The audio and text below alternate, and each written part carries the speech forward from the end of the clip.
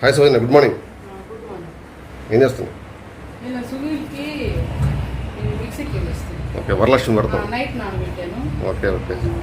పులిహోర అయిపోయింది. పులిహోర అయిపోయింది. కొబ్బరి పచ్చడి కూడా. ఈరోజు వరలక్ష్మి వ్రతం స్పెషల్ పూజ చేసుకుంటున్నాం కదా. పూజ చేసుకుంటా. 4కి లేచాను. 4కి లేచావా? 4కి లేస్తే సరిపోతూనే ఉంది పని. అవునా, ఏం చేసావు 4కి లేచి? అయిపోయింది, ఇల్లు క్లీనింగ్ ఉంటుంది. హౌస్ క్లీనింగ్, బయట కడుక్కోవడం.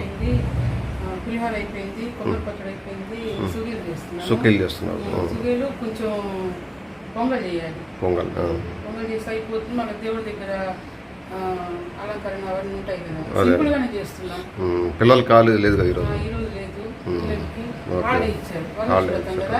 నేనేమో ఆగస్టు 15, ఈరోజు వరలక్ష్మి వ్రతం. రేపు ఉంటుంది. రేపు ఉంటుంది శనివారం, తర్వాత రోజు ఆదివారం వస్తుంది. అక్కడ ఇంట్లో ఉంటారు. ఓకే, భరద్వాజ్ పోలేదు కదా, అప్పుడే పోయి వచ్చాడు నైట్ అంతా. సో పూజ అప్పుడు మళ్ళీ వీడియో తీద్దాం. ఓకే, అందరికీ వరలక్ష్మి చెప్పు. మన ఛానల్ సౌజన్య కిరణ్ ఛానల్ను లైక్ చేయండి, సబ్స్క్రైబ్ చేయండి, మరియు మా వీడియోస్ షేర్ చేయండి. మా వీడియోస్ రెగ్యులర్గా వస్తాయి. బయట అవుట్ సైడ్ బ్లాగ్స్ వస్తున్నాయి, ఇంట్లో బ్లాగ్స్ కూడా వస్తున్నాయండి, కిచెన్ బ్లాగ్స్ కూడా.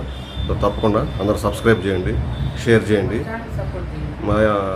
మళ్ళీ వరలక్ష్మి వ్రతం యొక్క పూజా విధానం తర్వాత సౌజన్య చెప్తుంది.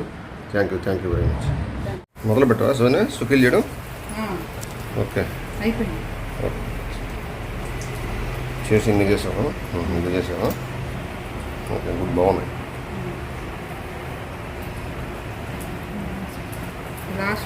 లాస్టా?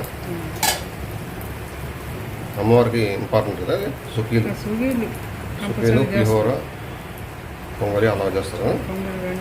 పాయసం కానీ స్వీట్ అమ్మవారికి ఇష్టం. ఇక్కడ చేస్తే ఇంకా వంట పని అయిపోతే పూజ మొదలు పెడతాం. మళ్ళీ 11:30 స్టార్ట్ అవుతుంది.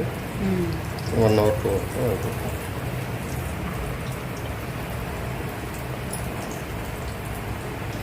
సుఖీలు బాగా ఈజీగా జాగ్రత్తగా వేయాలి, పగిలిపోతాయి కదా. ఈసారి సుఖీ వీడియో పెడదాం మనం. ఓకే, సుఖీ ఎలా చేయాలా ఆ వీడియో నెక్స్ట్. అది మనం ఏ విధంగా చేస్తాం మేడం. సుఖీలు పిల్లలు ఇష్టపడతారు బాగానే. లోపల బెల్లం ఉంటుంది, స్టఫ్ చేసుకుంటుంది కాబట్టి స్వీట్ కదా, బాగుంటుంది. పూజ అనేది కంప్లీట్ అయిందండి. శుక్రవారం కాబట్టి అమ్మవారిని కదిలించకూడదు, అంటే ఉద్వాసం చెప్పకూడదు.